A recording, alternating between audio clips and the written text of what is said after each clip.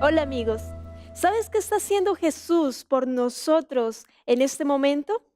Él está en el cielo intercediendo por nosotros ante Dios en el santuario. El mismo que alguna vez tuvo su representación aquí en la tierra cuando Dios mandó al pueblo hebreo a construir un santuario conocido como tabernáculo. Te invitamos a abrir la Biblia y aprender algo más sobre este trascendental tema de las Sagradas Escrituras a través del pastor Joel Sandoval. Bienvenidos a Tiempo de Paz.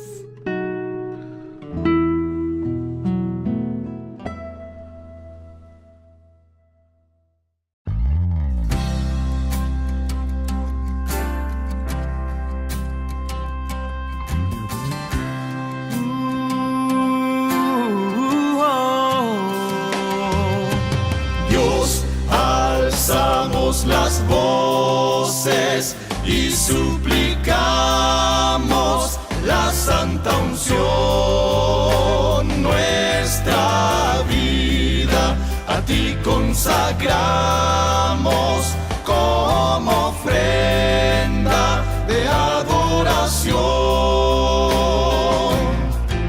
Señor, ven a guiar mi voz y canto en este día, pues tú inspiraste esta armonía.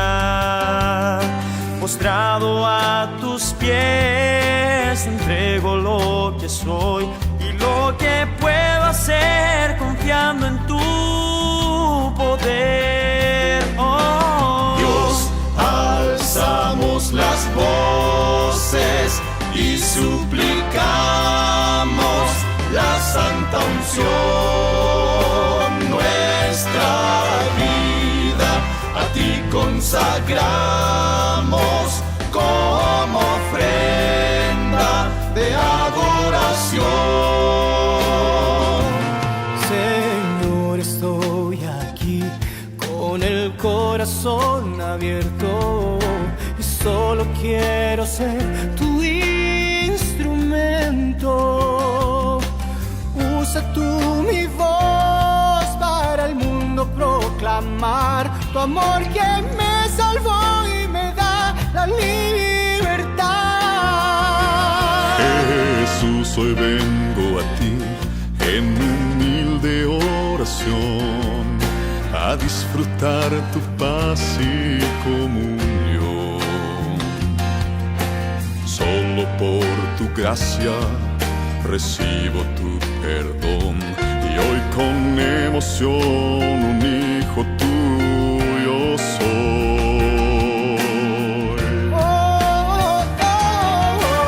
Dios, alzamos las voces y suplicamos la santa unción. Nuestra vida a ti consagramos como ofrenda de adoración. Dios, alzamos las voces y suplicamos la santa unción. Nuestra vida a ti consagramos y suplicamos la santa unción.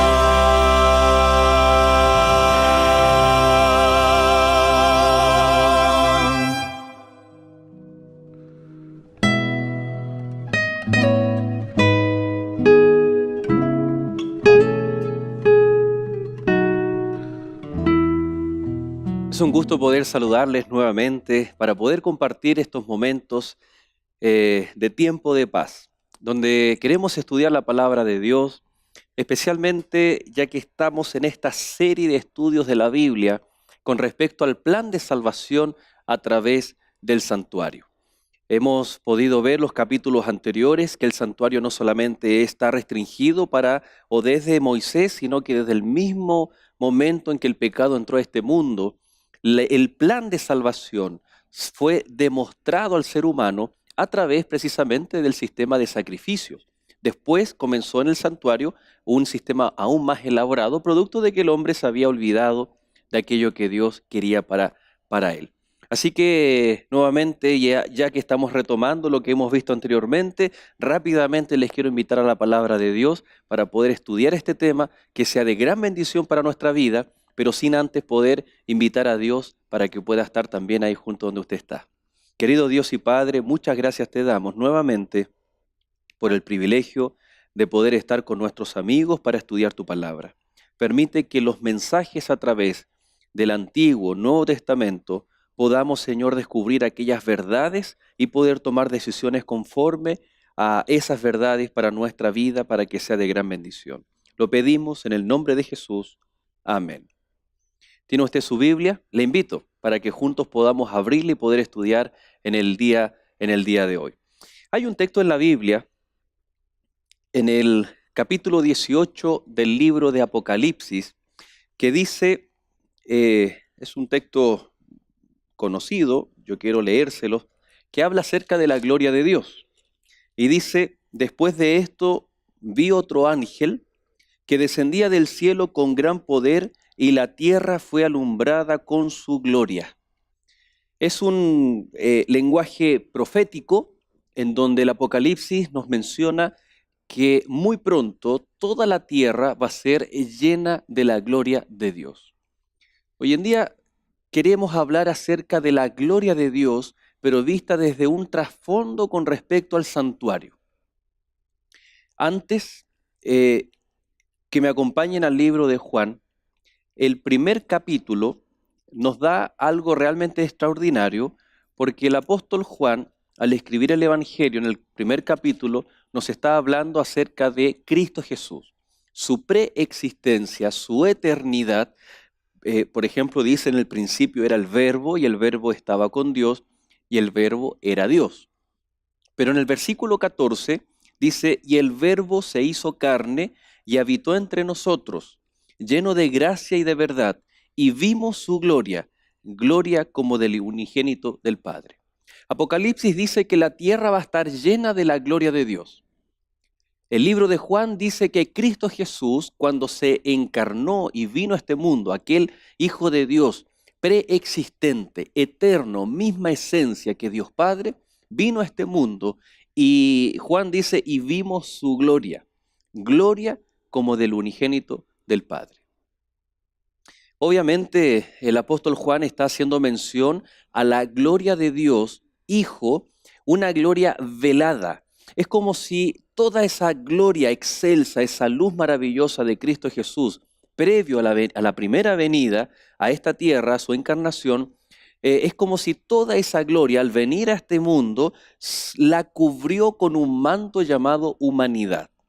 Pero aún así, los discípulos, como el caso de Juan, pudo ver y distinguir y testificar o atestiguar de esa gloria, la gloria del unigénito del Padre. De la misma manera, en el Antiguo Testamento, nosotros encontramos que se nos habla de la gloria de Dios. Pero encontramos, por ejemplo, el caso mismo de Moisés, que vamos a ver ahora en el libro de Éxodo, que Moisés deseó ver la gloria de Dios o ver a Dios cara a cara. Y el argumento de Dios fue para con Moisés, ningún ser humano, ningún hombre verá mi rostro, porque el día que viera mi rostro caería muerto, producto de la gloria de Dios. Es decir, desde que entró el pecado a este mundo, de que nosotros comenzamos a experimentar la naturaleza pecaminosa, el pecado, las tinieblas no tienen relación con la luz, con la gloria de Dios. Por lo tanto, si el hombre ha tenido alguna experiencia a través de la Biblia, a través de las historias bíblicas, una experiencia directa con la gloria de Dios, esa gloria de Dios ha sido velada, ha sido restringida, pero de algún momento o de alguna manera permitida por Dios para dejar un mensaje grabado, pero de una forma sobrenatural. La gloria de Dios pudo verse a través de Cristo Jesús. La gloria de Dios en los tiempos finales de este mundo, según Apocalipsis 18:1, se verá y llenará la tierra. Y vemos que en la experiencia del santuario, la gloria de Dios también era un momento en donde el pueblo podía ver y distinguir de forma sobrenatural los actos y los cuidados que Dios tenía para con el pueblo. Recordemos el texto clave, Éxodo capítulo 25, versículo 8. Si ustedes me acompañan, Éxodo capítulo 25, el versículo 8, dice la palabra de Dios que me levantarán un santuario y habitaré en medio de ellos. La construcción del santuario era un momento crucial en la vida o en la historia del cristianismo en ese momento y en ese contexto de la historia del pueblo de Israel, para que Dios pudiese manifestar su gloria. Ya lo había hecho, pero ahora quería hacerlo de una forma más sistematizada.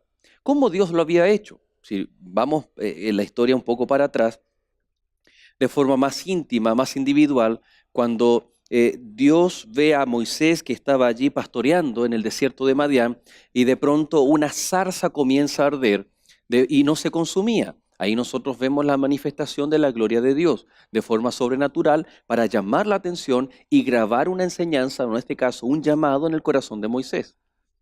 Cuando el pueblo de Dios sale de Egipto por medio del desierto, podemos ver el mar que se abre en dos, podemos ver esa columna de nube en el día y columna de fuego en la noche, momentos en la cual Dios manifestaba su gloria, su poder, actos sobrenaturales para que el pueblo de Dios comprendiera de que Dios estaba con ellos. Es por eso que el texto que nosotros acabamos de leer, que me harán un santuario y yo habitaré en medio de mi pueblo, eran para que el pueblo se diera cuenta que Dios deseaba estar con ellos. Ahora, la palabra de Dios dice en el capítulo 24, es decir, antes de que Dios le diera la instrucción a Moisés, el capítulo 24 dice, entonces Moisés subió al monte y una nube cubrió el monte, y la gloria de Jehová reposó sobre el monte Sinaí. La nube lo cubrió por 6 días, y al 7º día llamó a Moisés de en medio de la nube. Interesante, Moisés llega al monte Sinaí, pero antes una nube cubre el monte. Y después de cubrir el monte, dice que la presencia o la gloria de Jehová reposó sobre el monte Sinaí. Naturalmente, el pueblo de Dios no podía ver directamente la gloria de Dios. Fue necesario que se posara primero una nube y después de la nube la gloria de Dios descendiera sobre la cima del monte. Lugar donde después de 6 días que se puso la nube, Moisés fue llamado por Dios para estar en la presencia de Dios. Ahora, la Biblia dice que Moisés, a partir del capítulo 33 y 34 de Éxodo, dice que Moisés hablaba con Dios cara a cara. Es una frase idiomática en el idioma hebreo para decir que estaba delante de la presencia de Dios, pero no necesariamente dice que estaba mirando la cara de Dios o el rostro de Dios. Porque si fuera así, al mismo Moisés Dios le dijo, ningún hombre me puede ver porque si ve mi gloria va a caer muerto. Es interesante notar cómo la gloria de Dios se manifestó de una forma extraordinaria, porque el texto bíblico dice que el pueblo escuchaba la voz de Dios como si fueran truenos y relámpagos. Ellos estaban bajo el monte y veían entonces el monte que cubría la cima una gran nube, y de allí veía como una columna de fuego la gloria de Dios se manifestaba delante de Moisés. Y aún así, una gloria velada y restringida para no destruir al siervo de Dios, a Moisés.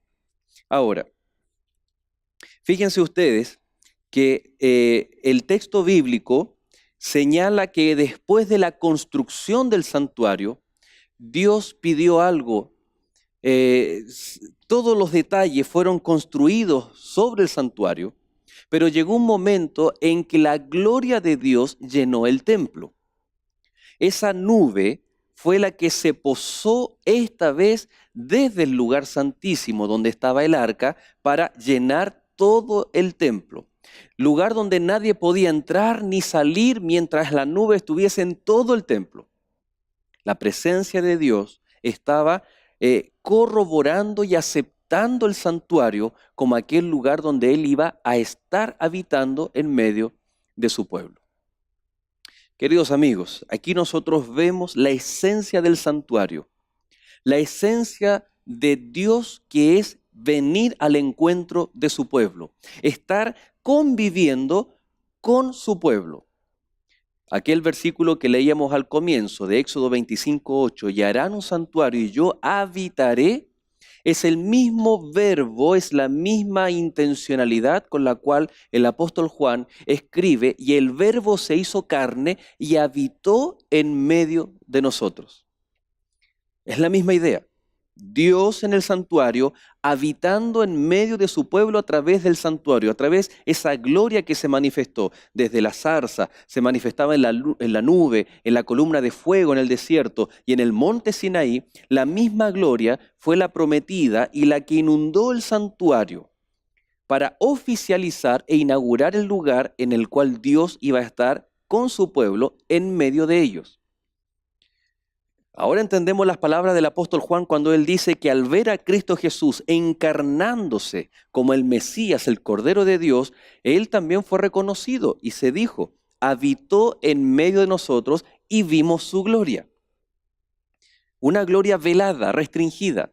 Así como el pueblo pudo ver la gloria de Dios a través de los actos sobrenaturales, pero por sobre todas las cosas a los pies del monte, y después esa nube llamada la Shekinah, la presencia de Dios en el arca, donde solamente el sumo sacerdote podía interactuar y ministrar delante de Dios, la presencia sagrada de Dios.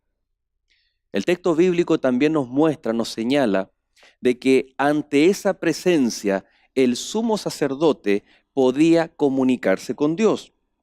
Nosotros podemos encontrar aquel texto que señala que Dios le dice a Moisés, entra en mi presencia, porque yo te declararé aquello que el pueblo ha de hacer.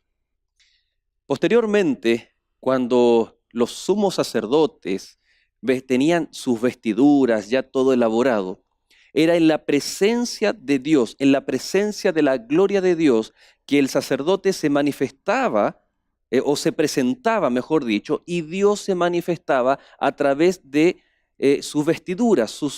Tenía dos piedras, el Urim y el Tumim. Uno era para decir una señal positiva o una señal negativa. Y a través de estas dos piedras, ¿cuál se iluminaba? Era la respuesta que Dios tenía para asuntos no triviales ni cotidianos, sino para asuntos de importancia para todo el pueblo y toda la nación. No era simplemente que Dios hubiese dicho, mi presencia estará con ustedes, y no había una interacción. Había una interacción, había una comunicación, había un diálogo con Dios a través del sumo sacerdote. Este hombre podía entrar a ministrar delante de Dios y Dios podía comunicar sus preceptos, sus estatutos delante del sumo sacerdote. Queridos amigos, tal vez tú has escuchado acerca de un Dios personal. Tal vez nosotros hemos hablado o tal vez has escuchado la frase que Jesús es tu mejor amigo. Pero déjame decirte que muchas veces ocupamos tantas frases que hemos perdido el significado y el sentido de lo que a través del santuario Dios nos quiere enseñar. En primer lugar, a través del santuario Dios nos quiere decir, yo soy un Dios de gloria, yo soy un Dios poderoso, un Dios de tal manera que es capaz de hacer retumbar un monte. Y fue lo que ocurrió en el monte Sinaí. Pero es un Dios tan glorioso y tan poderoso que a la vez es un Dios condescendiente. Es un Dios, técnicamente se dice, inmanente. Es un Dios que está con nosotros. Y así como invitó a un encuentro a Moisés, y Moisés después descendió de esos 40 días del monte y su rostro irradiaba la gloria de Dios, de la misma manera ese Dios poderoso, ese Dios de gloria, es capaz en esta hora de venir a nuestro encuentro y de invitarte para que sea un Dios personal. Podemos decir entonces que Dios es un Dios vivo, es un Dios personal, es un Dios todopoderoso. Lamentablemente muchas veces podemos sentir a Dios como un Dios ajeno, lejano o incluso indiferente a nuestros sufrimientos personales. Pero las Escrituras dicen en el libro de Mateo que aún así Dios conoce o tiene cuenta incluso hasta de nuestros cabellos en nuestras cabezas. Él está preocupado de nosotros. Él desea morar en medio de nuestro corazón, así como lo hizo en medio del pueblo.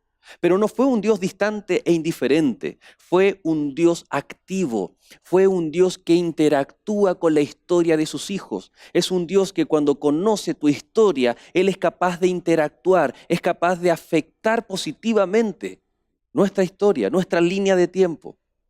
Es un Dios que trasciende todo lo creado, pero a la vez viene con su gloria a satisfacer también nuestras necesidades. Interesante. Porque ya lo hemos mencionado que las culturas paganas antiguas creían otras cosas, dioses impersonales, indiferentes, pero Dios quiso venir en medio de su pueblo. En la siguiente etapa del Nuevo Testamento, el Hijo de Dios vino no solamente a cumplir todo lo mostrado y señalado por el santuario, sino que Él vino a habitar también en medio de sus hijos. Y déjame decirte que la esencia del ministerio de Cristo Jesús era el relacionamiento. Jesús podría haber dado cátedras teológicas del santuario y de todo el cumplimiento profético de su propia persona como el Mesías, pero Cristo Jesús se mostraba como el Mesías a aquellas personas que necesitaban relacionarse con Él. Aquella mujer que dijo, si tan solo puedo tocar el borde del manto de Jesús. Aquel hombre que dijo, si Él está en mi casa, mi hija sanará. Aquellos que querían relacionarse con Jesús, aquellos que lo invitaban a comer o aquellos que Cristo Jesús daba de comer. Pero cuando hay comida, hay relacionamiento, hay vida social. Ese es nuestro Dios. Hoy en día no es un Dios que está distante, que está por allá por los cielos, aunque es un ser celestial, pero es un ser celestial que tiene la capacidad de venir a este mundo lleno de pecado, incluso a mi vida pecaminosa.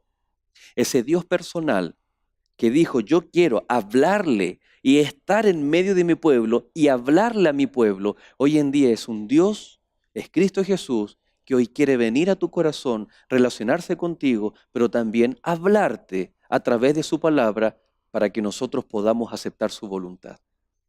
Querido amigo, el santuario es el fiel reflejo de un Dios cercano, un Dios que quiere estar con su pueblo, que tal vez no se puede mostrar por su gloria porque caeríamos destruidos, pero aún así, a pesar del pecado, a pesar de que la gloria de Dios es tan maravillosa que es capaz de destruirnos, a pesar de eso, Él de igual manera viene a tener un encuentro íntimo, una relación personal con sus hijos. Esa es la invitación que Dios nos hace. Que nuestra religión, que nuestra vida de comunión sea una vida real con Dios. ¿Deseas que Él sea parte de tu vida? ¿Deseas que este Dios de gloria, de poder, de maravilla, pero también un Dios personal pueda estar en el centro de tu corazón? Si es así, permíteme orar por ti, por tus seres amados, para que tu decisión pueda ser también la decisión de todos aquellos que te rodean. Querido Dios y Padre, muchas gracias te damos por ser un Dios real, por ser un Dios vivo. Gracias, Señor, porque tu presencia está en nuestro medio, pero de nosotros depende que esté en el medio de nuestro corazón. Gracias, Señor, porque el santuario se transformó en el lugar de restaurar las relaciones perdidas por el pecado. Gracias, Señor, porque el santuario se transformó en la evidencia de tu gloria en favor de tu pueblo. Gracias, Dios, porque el santuario se ha transformado o se transformó en aquel lugar donde tú quisiste relacionarte con tu pueblo. Y hoy, Señor, eres el mismo Dios con las mismas intenciones de estar junto a nosotros, de ser nuestro Salvador personal. En esta hora, Señor, te aceptamos, te pedimos que nos ayudes en el nombre de Jesús. Amén.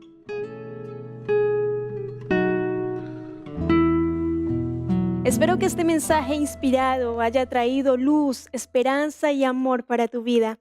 Hoy tenemos un obsequio para ti. Queremos regalarte la revista Verdades para el Tiempo del Fin, un material que te ayudará a descubrir lo que la Biblia dice sobre los últimos momentos de la historia. Para recibirla, solo tienes que llamarnos a los teléfonos que aparecen en pantalla o escribirnos a nuestro correo electrónico esperanza@nuevotiempo.org. Sigue en la sintonía de Nuevo Tiempo, canal de esperanza.